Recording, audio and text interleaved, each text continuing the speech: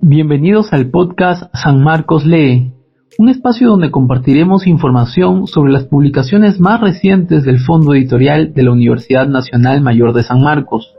Por este medio, tendremos la oportunidad de conversar con los autores, intercambiar ideas y perspectivas acerca de sus trabajos académicos. Asimismo, conoceremos más sobre las actividades culturales que promueve el Fondo.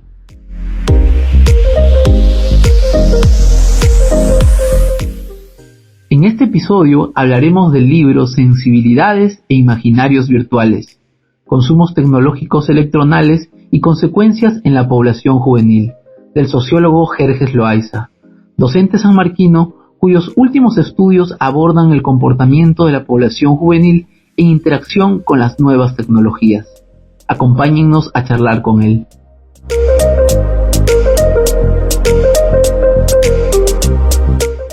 Profesor Jerjes, gracias por estar aquí. Coméntenos un poco en qué radica la importancia de estudiar desde las ciencias sociales el uso de las nuevas tecnologías por parte de los jóvenes, sobre todo en un contexto post-pandemia como el actual. Malinowski decía algo muy bonito, decía que el poder espiritual debe primar sobre el poder mecánico. La técnica, la tecnología, el mundo del internet, etcétera, ha sido muy bien estudiado y analizado por los ingenieros y por los científicos de los ámbitos más duros. Sin embargo, no ha habido un interés lo suficientemente grande para entender la dinámica, el impacto y consecuencias en la población, especialmente en la juventud. Y digo especialmente porque estamos hablando de nativos digitales, cuyas capacidades, incluso cuyo organismo cada vez más están incluyendo estas herramientas como parte íntegra de su propio ser. No pueden pensar, sentir o actuar fuera de estas tecnologías. Y eso es lo que los hace algo fundamental. Si bien es cierto, hay muchas investigaciones que cada vez son mayores en diferentes ámbitos, en el Perú aún no tenemos las suficientes herramientas teóricas o los suficientes antecedentes para darnos cuenta de lo que esto está haciendo con nosotros, sin hablar de aspectos negativos, positivos, si sea romántico o ser catastrófico al respecto. Creo que es importante poder estudiar ello y este libro es una entrada para realizarlo. Se suele decir que el mundo digital cambia vertiginosamente. Si bien es cierto, el periodo de su investigación abarca un tiempo más o menos largo, ¿ha podido usted mapear algunos cambios que en este libro tal vez no han sido contemplados, pero que hoy son patentes y complementan lo desarrollado en sus textos? En realidad el libro ahonda el fenómeno de la tecnología hasta el año 2021, porque hay una parte especialmente, un añadido puede decirse, en donde se profundiza el impacto de las tecnologías, por ejemplo, en las protestas del año 2020, en plena pandemia COVID, contra el expresidente Merino. También en el libro hay entrevistas, hay una añadidura interesante sobre los síntomas de malestar por la tendencia del TikTok en jóvenes, adolescentes, ¿no? Y cómo es que esto los llevaba a estar horas y horas frente al celular. Y también hay tendencias en torno al acoso sexual en relación a redes sociales como el Instagram. Así que creo que el más importante logro del libro radica justamente en eso, en hacer una comparación de una suerte de línea histórica entre la aparición del Messenger, del Hotmail, que tiene ya varios años atrás, pasando por el Facebook, desde lo que era el Hi-Fi, pasando por el Facebook, llegando a las redes actuales como el TikTok, como el WhatsApp, como el Instagram, entre otras. Sin embargo, en lo que va del último año y medio, seguramente sí han habido mayores cambios y transformaciones. Y creo que el más importante, y si bien es cierto el libro no detalla esos aspectos, tiene que ver con cómo se ha construido un espacio de medios no tradicionales o de consumismo exacerbado, en donde claramente pues hay cada vez más programas, más consumo en torno a temáticas que pueden ser sumamente negativas como positivas, ¿no? De ahí pues el modo como los medios tradicionales frente a los no tradicionales tienen que ser recatados en torno a determinados temas. Los medios no tradicionales, en el exceso de su libertad, han andado cada vez en temáticas que rayan en el racismo, que rayan en el patriarcalismo, que rayan pues en el egocentrismo y otras formas más que merecen establecer un análisis pormenorizado. En la actualidad estoy trabajando dos temas. El primero de ellos, que me sorprendió mucho a raíz de la COVID-19 y del encierro, es el fenómeno del stream. Un fenómeno que vengo investigando, estudiando a raíz del impacto que tuvo en jóvenes que debido al encierro necesitaron un espacio donde interactuar y hablar, y esto fue el stream. Me refiero a esta suerte de interacción o intercambio entre una persona que juega videojuegos y un público que está accediendo a él hablando en el chat. Y también es otro fenómeno que tengo previsto estudiar, que viene a ser los delitos en el mundo cibernético, ¿no? Que también es un campo sumamente amplio de investigación que en el Perú todavía no se ahonda a nivel no solamente teórico, sino legislativo. Yo creo que son dos aspectos importantes en donde ha habido cambios que hay que subrayar, ¿no? Es interesante uno de los casos modelos contemplados en el libro. Justamente me gustaría que nos centremos en él, en el del stream y el juego virtual llamado Dota, el cual le ha merecido importantes reflexiones. ¿Nos cuenta algunas ideas al respecto? Fenómeno Dota, que es uno de los puntos que trabajo casi para ya con eso cierro el libro. Se trata de una investigación que permite entender cuál es la interacción entre jóvenes en un ámbito virtual, pero a la vez un ámbito copresencial. Porque ellos se reúnen en estos LAN centers, que en realidad entre sanmarquinos y sanmarquinas lo reconocemos bastante, porque incluso tenemos campeones acá a nivel de la universidad en el fenómeno Dota.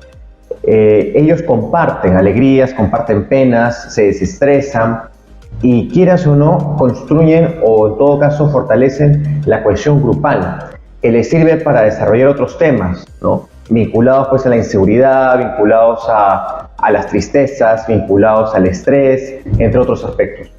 En el fenómeno Dota yo pude apreciar la manera como se fortalece la personalidad de cada uno de sus integrantes a raíz de la confianza que van construyendo en la manera en la que constituyen su equipo de enfrentar y el rol de cada uno de ellos. Entonces ahí pude encontrar una extraordinaria manera de poder analizar el mundo de los videojuegos, pero de una perspectiva menos dañina y mucho más positiva, ¿no? Constructiva.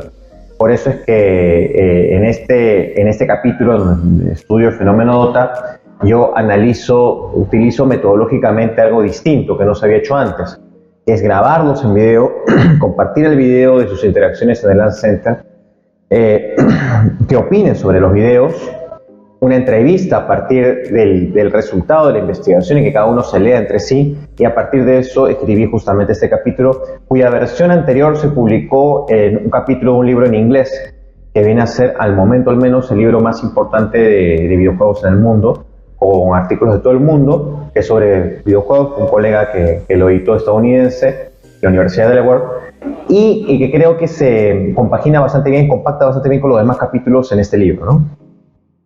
En Sensibilidades e Imaginarios Virtuales, sostiene que existe una preeminencia del uso del celular sobre otras herramientas tecnológicas actualmente, y que este instrumento contiene un fuerte valor subjetivo para los usuarios, además, llevándonos prácticamente a emplearlo como una extensión de nuestros propios cuerpos. ¿A qué se debe esto? Bueno, la aparición del celular tiene ya varios años, una buena cantidad de años. Pero como repito, este cambio entre migrantes digitales y los nativos digitales ha hecho que desde muy pequeños ya esta generación última se críen con los celulares. Los celulares han sido esas nuevas niñeras, ¿no? Que han tratado de colmar las expectativas de los niños, de las niñas, frente a madres muy ocupadas, ¿no? El celular acá planteo la idea de que se complementa perfectamente con el cuerpo humano, en donde se ven dos aspectos. Por un lado, hay una enorme limitación, por ejemplo, en la capacidad de recordar, en la capacidad de hacer, de actuar, porque estas extensiones del cuerpo, como decía McLuhan, terminan ocupando un lugar que antes era independiente de nuestro propio organismo.